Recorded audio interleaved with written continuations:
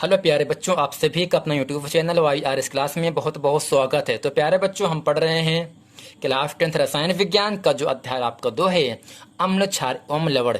इस अध्याय 2 में जितने भी अति लघु उत्तरीय के महत्वपूर्ण प्रश्न हैं जो एग्जाम में 2 नंबर के लिए आपसे पूछे जाते हैं, मैं आज उन सभी प्रश्नों को आपके सामने अच्छे तरीके से बताऊंगा। तो चलते हैं प्रश्न नंबर 1 में। तो प्यारे बच्चों, प्रश्न नंबर 1 आपके सामने कह रहा है, प्लास्टर ऑफ पेरिस का रासायनिक सूत्र एवं इसकी जल के साथ रासायनिक अभिक्रिया को लिखिए। यानी प्यारे बच्चों, प्लास्टर ऑफ पेरिस का रासायनिक सूत्र आपको लिखना है और इसकी जल के साथ, इसकी पानी के साथ क्या क्रिया करते हैं। यानी प्लास्टर ऑफ पेरिस पानी के साथ क्रिया करके क्या बनाता है, ये आपको लिखना है। तो इसमें लिखेंगे हम इसके उत्तर में, प्लास्टर ऑफ पेरिस का रासायनिक सूत्र CaSO4 इंटू हाफ आधा H2O। यानी प्यारे बच्चों, CaSO4 इंटू हाफ H2O जो है, जो अणुसूत्र है, इस अणुसूत्र का नाम क्या है? प्लास्टर ऑफ पेरिस होता है।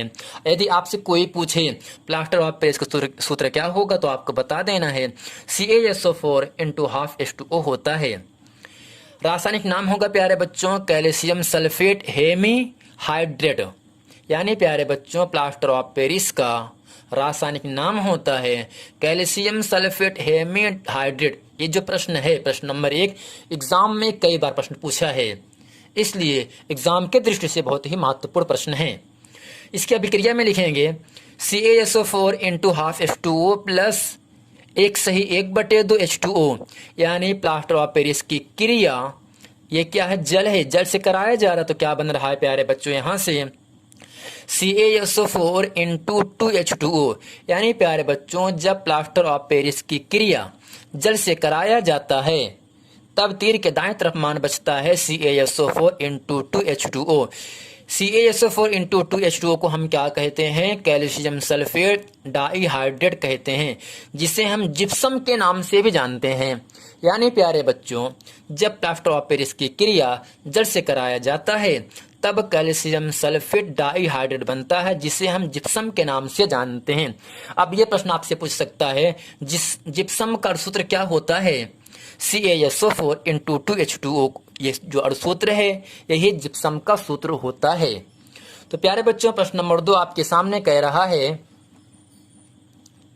जल का आयनिक गुणनफल क्या है?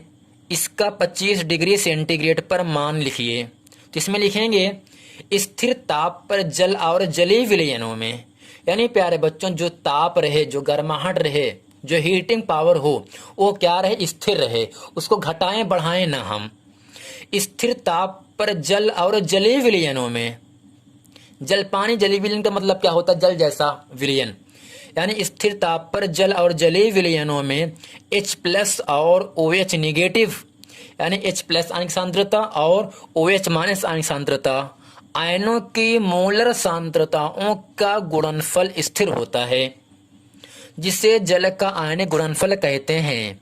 यानी प्यारे बच्चों, आपको इतना ही समझना है, H+ आयन की सांद्रता इनटू यानी गुण OH हाइड्रोक्साइड की सांद्रताओं का गुणनफल सदैव 10⁻⁻14 के बराबर होता है, जिसे हम जल का आयनिक गुणनफल कहते हैं।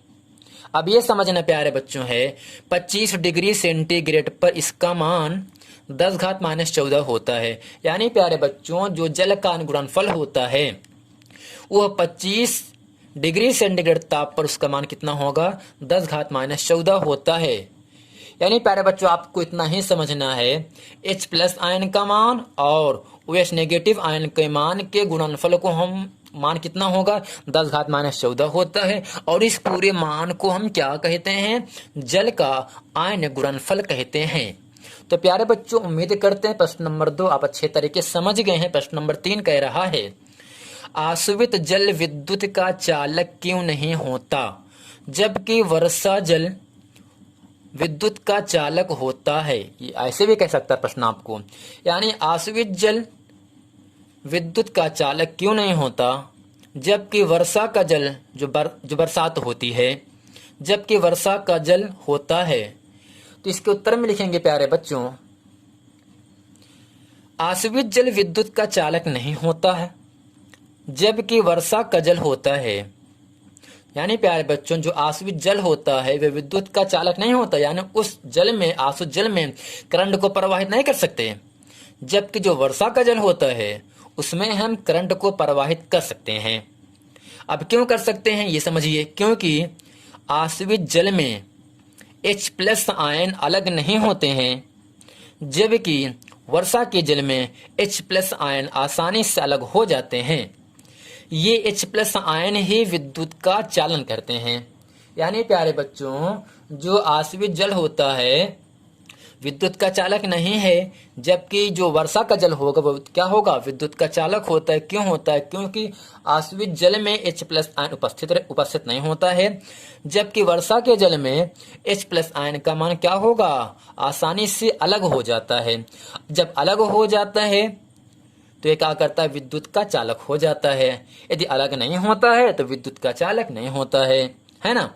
ये H+ आयन ही विद्युत का चालन करते हैं। यानी प्यारा बच्चों सिंपल ही आपको समझना है, यदि आश्रित जल में H+ आयन अलग नहीं हो पा रहा है तो वह विद्युत का चालक नहीं है।